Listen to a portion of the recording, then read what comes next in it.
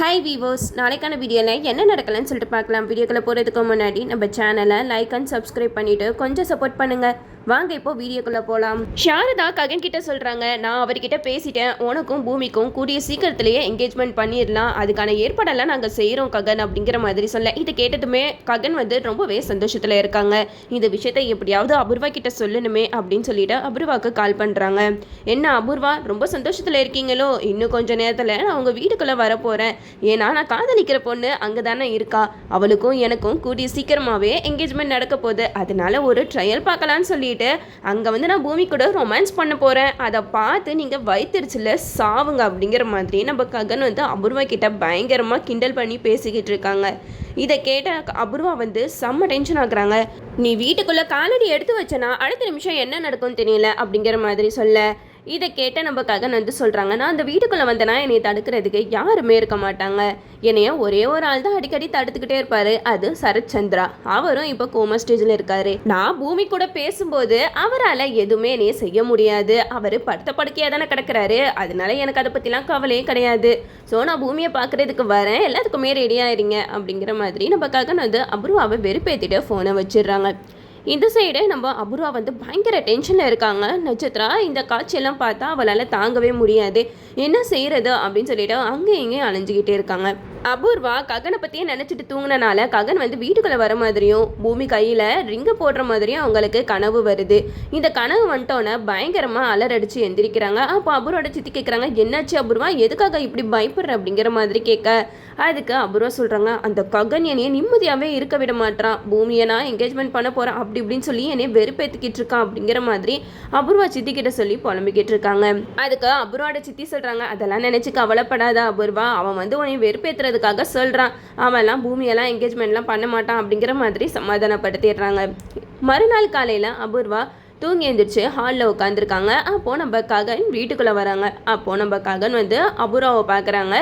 அபூர்வா ககனை பார்த்து செம்மையாக டென்ஷன் ஆகுறாங்க. உன்னையெல்லாம் யாருடா இங்கே வர சொன்னா, ஒரு அடி காலை எடுத்து வச்சேன் அவ்வளவு தான் அப்படிங்கிற மாதிரி சொல்ல, இது கேட்டால் ககன் சொல்கிறாங்க, இங்கே பாருங்கள், இது இன்னும் உங்கள் வீடு கிடையாது, இந்த சொத்துக்கள்லாம் அதிபதி பூமி தான், பூமியை நீ இந்த வீட்டை விட்டு போக சொல்லிட்டோம், அப்புறமேட்டுக்க நான் இந்த வீட்டை விட்டு போகிறேன், உங்களுக்கு என்ன உரிமை இருக்குது அப்படிங்கிற மாதிரி அபூர்வாவை பார்த்து ககன் கேட்க, இந்த சைடு நம்ம ககன் வீட்டுக்குள்ளே வலது காலை எடுத்து வச்சு வரலாமா இல்லை இடது காலை வச்சு வரலாமா, வேணாம் இங்கே அபூர்வா இருக்கிறனால இடது காலை வச்சே வருவோம் அப்படின்னு சொல்லிட்டு இடது காலை வச்சு உள்ள வராங்க.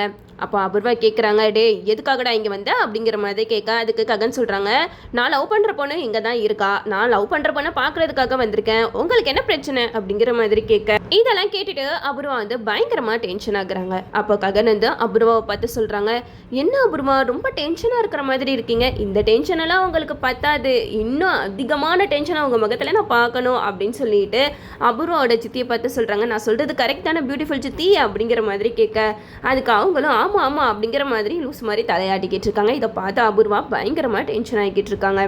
அப்போது நம்ம ககன் இன்னும் உங்களை நான் வெறுப்பேற்றி பார்க்கணும் அப்படின்னு சொல்லிட்டு பூமி டார்லிங் அப்படின்னு சொல்லிட்டு கீழே நின்று கத்திக்கிட்டு இருக்காங்க. அப்போ தான் நம்ம பூமி படிக்கட்டுலேருந்து இறங்கி வருவாங்க.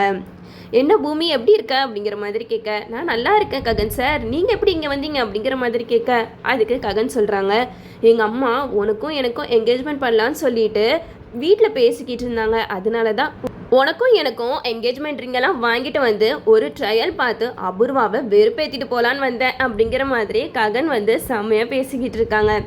அப்போது நம்ம பூமி ககன் கிட்ட சொல்கிறாங்க, நிஜமாலே எனக்கு ரிங் வாங்கிட்டு வந்திருக்கீங்களா அப்படிங்கிற மாதிரி கேட்க, ஆமாம் பூமி பாரு இந்த ரிங் எப்படி இருக்குது, சித்தி நீங்கள் சொல்லுங்கள் எப்படி இருக்குது, இந்த ரிங் சூப்பராக இருக்கா அப்படிங்கிற மாதிரி கேட்க, அதுக்கு அபூர்வோட சித்தி சொல்கிறாங்க, ரிங் ரொம்பவே நல்லா இருக்குது அப்படிங்கிற மாதிரி சொல்லிக்கிட்டு இருக்காங்க.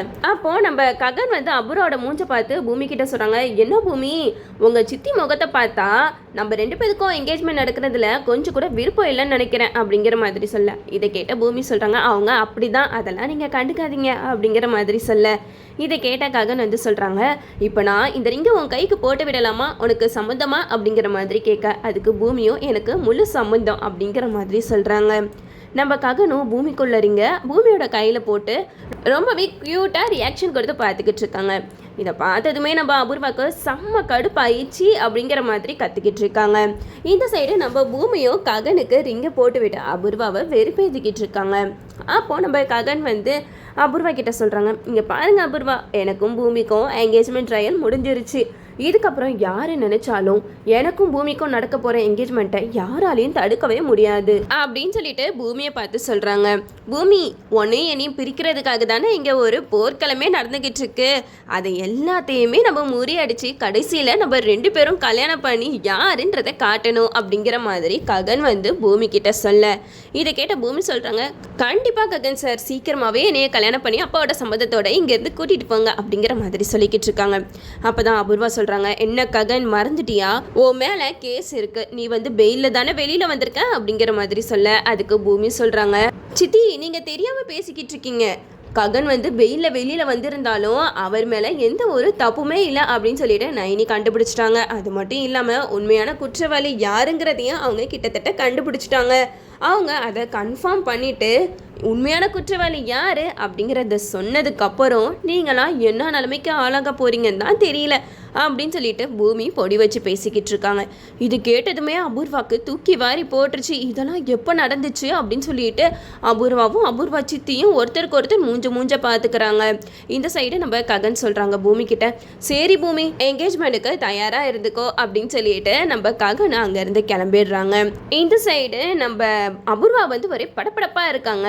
அப்போ பூமி வந்து அபூர்வா கிட்ட கேட்குறாங்க, என்ன சித்தி வேர்த்து கொட்டுது, எதுக்காக இப்படி படப்படன்னு இருக்கீங்க அப்படிங்கிற மாதிரி கேட்க, அதுக்கு அபூர்வா சொல்கிறாங்க, உனக்கு உண்மை தெரியுமா, யாருடி அந்த உண்மையான குற்றவாளி அப்படின்னு சொல்லிட்டு கேட்க, அதுக்கு பூமி சொல்கிறாங்க, ஓ அதை நினச்சி தான் நீங்கள் இப்போ படப்படன் ஆயிட்டீங்களோ, கவலைப்படாதீங்க சித்தி, அதை நான் சொல்ல மாட்டேன், எனக்கு என்ன தெரியும், நைனி தானே கண்டுபிடிச்சாங்க, அவங்களே கூடிய சீக்கிரமாக எல்லாரும் முன்னாடியும் சொல்ல தான் போகிறாங்க அப்படின்னு சொல்லிட்டு அபூர்வாவை கதி கலங்க வச்சுட்டாங்கன்னே சொல்லலாம்.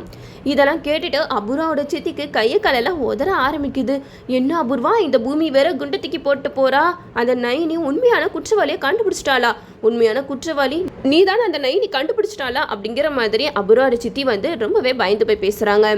அப்போ அபூர்வா சொல்கிறாங்க, எனக்கே தெரியல, ஆனால் ஏதோ ஒரு விஷயம் நடக்குதுன்னு மட்டும் எனக்கு நல்லா தெரியுது. இந்த பூமி என்னையே தான் ஜாடமடையாக காட்டி பேசிட்டு போகிறா. ஒருவேளை அந்த ராஜேந்திரன் வந்து நைனி கிட்ட எல்லா உண்மையும் சொல்லிட்டானா இல்லையான்றது எனக்கு தெரியல அப்படிங்கிற மாதிரி நம்ம அபூர்வா வந்து அபூர்வா சித்திக்கிட்ட சொல்கிறாங்க.